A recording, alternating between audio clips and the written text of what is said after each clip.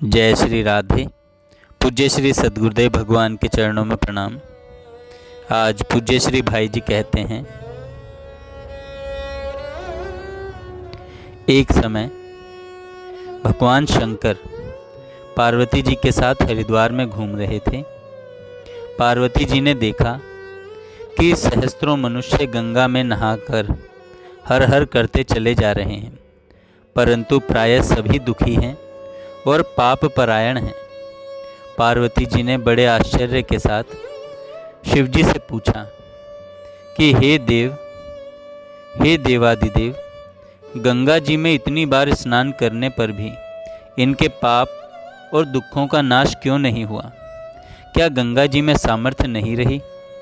शिव जी ने कहा, प्रिय, गंगा में तो वही सामर्थ्य है, परंतु इन लोगों ने पाप नाशिनी गंगा में स्नान ही नहीं किया है, तब इन्हें लाभ कैसे हो?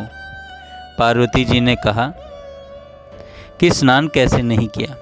सभी तो नहा नहा कर आ रहे हैं, अभी तक इनके शरीर भी नहीं सूखे। शिव जी ने कहा, ये केवल जल में डुबकी लगाकर आ रहे हैं, तुम्हें कल इसका रहस्य समझाऊंगा। दूसरे दिन बड़े जोर की बरसात होने लगी, गलियां कीचड़ से भर गईं। एक चौड़े रास्ते में एक गहरा गड्ढा था, चारों ओर लपटीला कीचड़ भर रहा था। शिवजी ने लीला से ही वृद्ध रूप धारण कर लिया और दीन विवश की तरह गड्ढे में जाकर ऐसे पड़ गए जैसे कोई मनुष्य चलता चलता गड्ढे में गिर पड़ा हो। निकालने की चेष्टा करने पर भी न निकल सकता हो।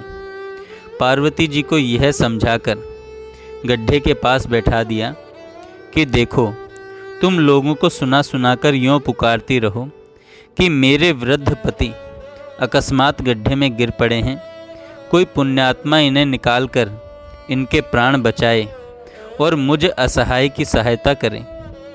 शिवजी ने यह और समझा दिया कि जब कोई गड्ढे में से मुझे निकालने को तैयार हो, तब इतना और कह देना कि भाई, मेरे पति सर्वथा निष्पाप हैं, इन्हें वही छुए जो स्वयं निष्पाप हो। यदि आप निष्पाप हैं तो इनको हाथ लगाइए, नहीं तो हाथ लगाते ही आप भस्म हो जाएंगे। पार्वती जी तथास्तु कहकर गड्ढे के किनारे बैठ गईं और आने जाने वालों को सुना सुनाकर शिवजी की सिखाई हुई बातें कहने लगीं। गंगा जी में नहाकर लोगों के दल आ रहे हैं। सुंदर युवती को यूं बैठे देखकर कईयों के मन में पाप आया। कई लोग लज्जा से डरे तो कईयों को कुछ धर्म का भय हुआ, कई कानून से डरे। कुछ लोगों ने तो पार्वती जी को यह सुना भी दिया कि मरने दे बुढ़े को, क्यों उसके लिए रोती है। आगे और कुछ भी कहा। मर्यादा भंग होने के भय से वे शब्द लिखे नहीं जाते। कुछ दयालु सच्चरित्र पुरुष थे, उन्होंने करुणावश हो युवती के पति को निकालना चाहा, परंतु पार्वती जी के वचन सुनकर वे भी रुक गए। उन्होंने सोचा कि हम गंगा में नहाकर आए हैं तो क्या हुआ, पापी तो हैं ही, कहीं होम करते हाथ न जल जाएं। बूढ़े को निकालने जाकर इस स्त्री के कथन अनुसार हम स्वयं भस्म न हो जाएं। किसी का साहस नहीं हुआ। सैकड़ों आए, सैकड़ों ने पूछा और चले गए। संध्या हो चली। शिवजी ने कहा, पार्वती जी, देखा, आया कोई गंगा में नहाने वाला। थोड़ी देर बाद एक जवान हाथ में लोटा लिए हर हर करता हुआ निकला। पार्वती जी ने उससे भी वही बात कही। युवक का हृदय करुणा से भर आया। उसने शिवजी को निकालने की तैयारी की। पार्वती जी ने रोककर कहा कि भाई, तुम यदि सर्वथा निष्पाप नहीं होगे तो मेरे पति को छूते ही जल जाओगे। उसने उसी क्षण बिना किसी संकोच के दृढ़ निश्चय के साथ पार्वती जी से कहा कि माता, मेरे निष्पाप होने में तुझे संदेह क्यों होता है? देखती नहीं, मैं अभी गंगा नहाकर आया हूँ। भला गंगा में गोता लगाने के बाद भी कभी पाप रहते हैं? तेरे पति को निकालता हूँ। युवक ने लपक कर बूढ़े को ऊपर उठा लिया। शिव पार्वती ने उसे अधिकारी समझकर अपना असली स्वरूप प्रकट कर उसे दर्शन देकर कृतार्थ किया। शिव जी ने पार्वती जी से कहा कि इतने लोगों में से इस एक ने ही वास्तव में गंगा स्नान किया है। इसी दृष्टांत के अनुसार जो लोग बिना श्रद्धा और विश्वास के केवल दंभ के लिए नाम ग्रहण करते हैं उन्हें वास्तविक फल नहीं मिलता।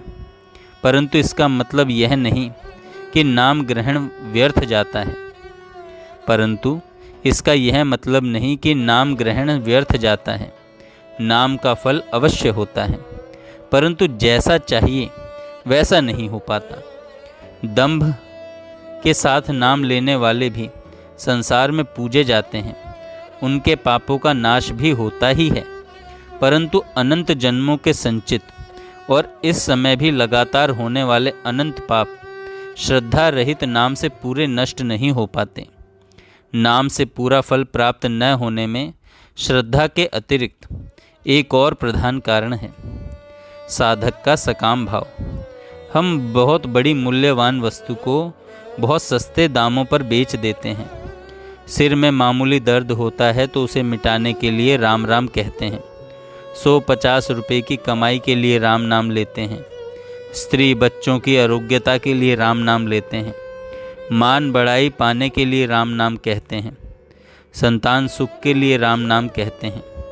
फल यह होता है कि हम राम नाम लेने पर भी कमाने के साथ ही लुटाने वाले मूर्ख के समान जैसे के तैसे ही रह जाते हैं।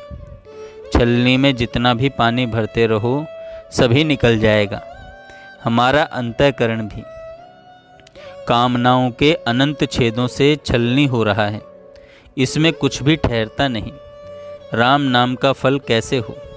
प्यास लगी हुई है, जगत में सुख की पिपासा किसको नहीं है। पवित्र जल का भी झरना झर रहा है। राम नाम के झरने का प्रवाह सदा ही अबाधित रूप से बहता है, परंतु हम अभागे उस झरने के आगे अंजलि बांधकर जल ग्रहण नहीं करते।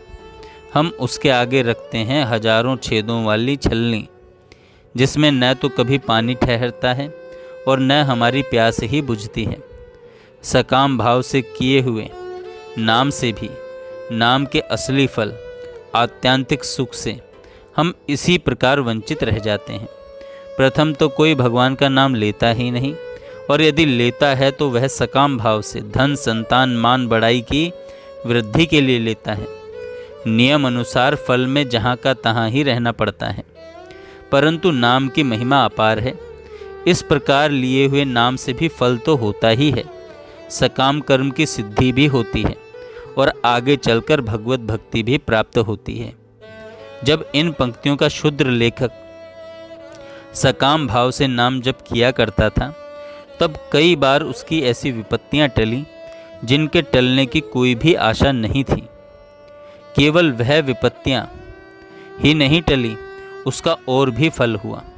नाम में रुचि बढ़ी और आगे चलकर निष्काम भाव भी हो गया। भगवान का नाम लेने का अंतिम परिणाम है भगवान में एकांत प्रेम हो जाना। एकांत प्रेम होने के बाद प्रेम में के मिलने में जरा सा भी विलंब नहीं होता। जैसे ध्रुव को और विभीषण को राज्य की भी प्राप्ति हुई और भगवत प्रेम की भी। इसलिए शास्त्रों में चाहे जैसे भगवान नाम लेने वाले को भी बड़ा उत्तम बतलाया है।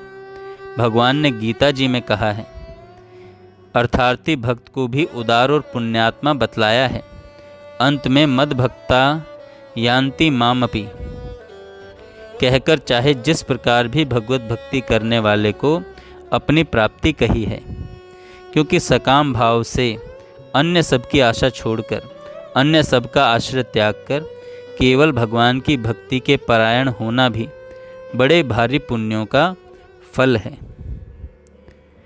अतएव सकाम भाव से भगवान के नाम ग्रहण करने वाले लोग भी पूज्य और मान्य हैं। जय श्री राधे। जय श्री राधे। पूज्य श्री सद्गुरुदेव भगवान के चरणों में प्रणाम।